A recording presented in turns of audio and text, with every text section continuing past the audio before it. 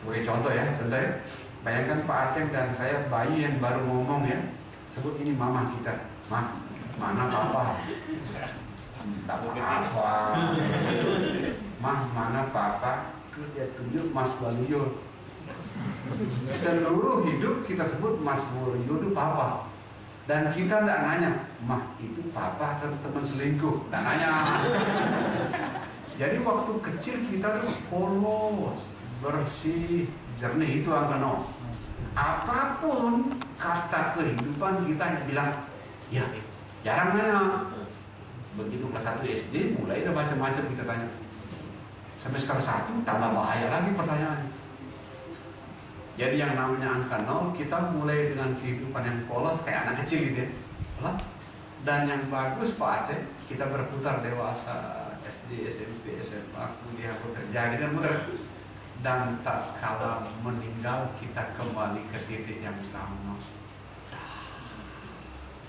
kembali ke kemurnian, ke kesempurnaan yang sama tak kala kita baru lahir.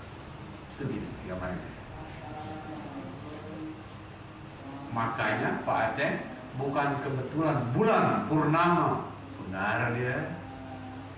Di Buddha itu simbolik pencerahan bulan purnama.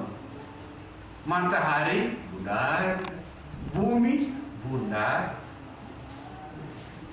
Saya pernah baca di Islam pun simbolik kesempurnaan itu angka 0. Saya pernah baca. Ya teman-teman di Islam sebut Sidratul Muntaha. Angka 0 ini. Nah cuman angka 0 ini dia dengan cerita di awal, kalau diterangkan dengan kata-kata paling hebat kita dapat 10%. Kita akan mendekati kesempurnaan kalau kita belajar bahasa universalnya yang ikhlas. Makanya Pak Ate, saya sekian tahun yang lalu udah agak lama dikasih buku sama Bante Panyaparu, The Symbolism of Stupa, bukunya tebal. Mungkin Bante Panya juga pusing bacanya, dikasihnya saya.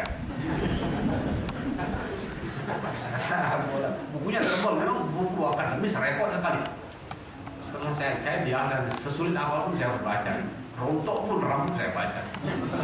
Di salah satu bagian buku itu bagus ini yang menulis seorang doktor arsitek dari Australia, Snodgrass. Stupanya orang Buddha, pagodanya orang Buddha, Merunya orang Bali, tahu ya pagoda sama Meru kan ya, itu mensimbolikkan hal yang sama, sedang mengkonstruksi pohon. Makanya Meru maupun pagoda kan mirip pohon cemaranya Natal. Apa itu pohon?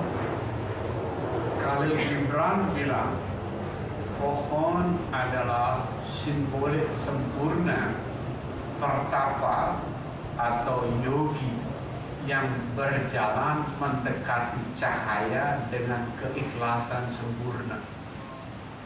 Kalau boleh coba, saya pernah coba di Jakarta ini atap rumah pohon saya taruh di sini. Lama-lama tumbuhnya begini Pak Artin, belok dia cari cahaya matahari. Ini apa?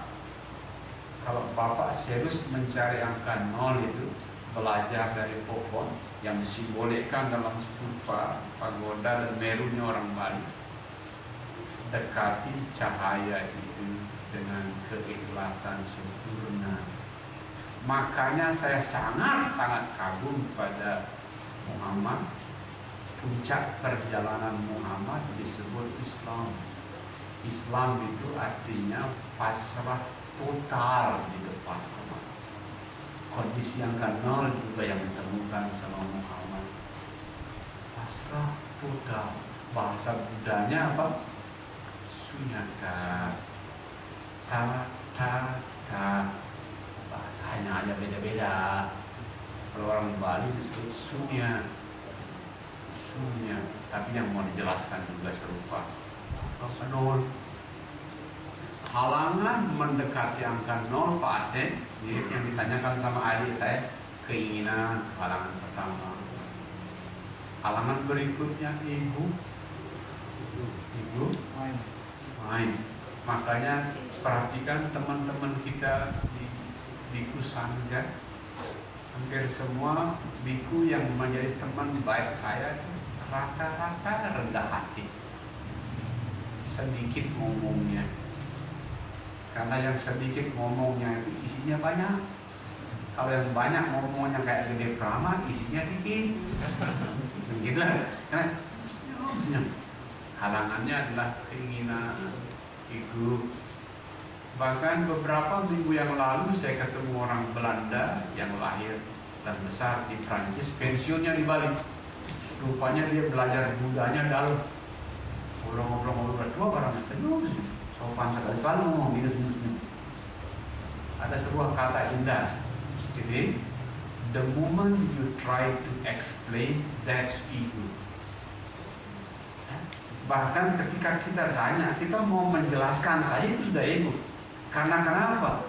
Puncak perjalanan angka 0 adalah tatkala kita hanya bisa mengenal diam. Yang menang bahasa Bali yang menang.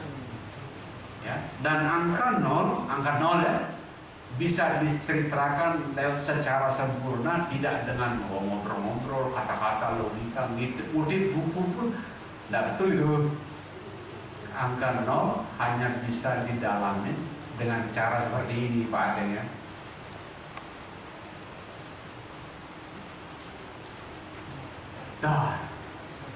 Terima kasih. Mudah-mudahan nyambung. Bapak banyak manggut kalau orde baru jadi menteri. Penanya berikutnya, silakan. Selamat malam Pak. Nama saya Andi. Pertanyaan saya mungkin agak simpel. Kata kunci apa atau latihan apa supaya kita bisa hidup hari ini? Karena masa lalu yang sudah lewat juga tidak bisa kita ubah dan kadang-kadang menjadi beban kita. Dan masa depan yang sama-sama juga kadang-kadang menjadi kekhawatiran kita. Bagaimana kita memaknai kata cinta dan bagaimana kita memahami arti cinta. Sekian. Pak Gede, selamat malam semuanya.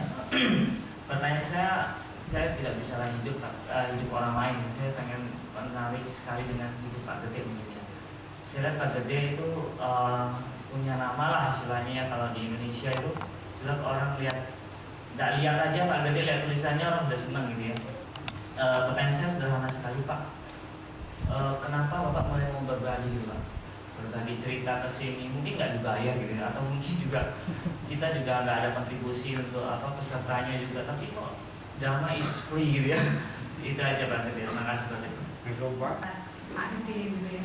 Apakah kalau kita melihat bersyukur, menyabar itu kita boleh untuk tidak disarankan untuk tidak mengkritik, memberikan masukan mungkin terhadap atasan, terhadap orang lain, terhadap pemerintah. Terima kasih. Bagaimana hidup di hari ini?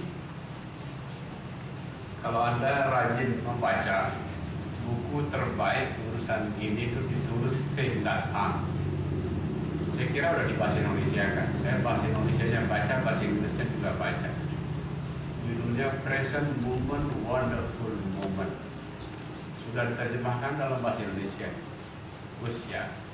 Intinya gini, kalau Anda mau hidup di hari ini, apapun yang dilakukan, lakukanlah penuh kesadaran. Dari cuci piring,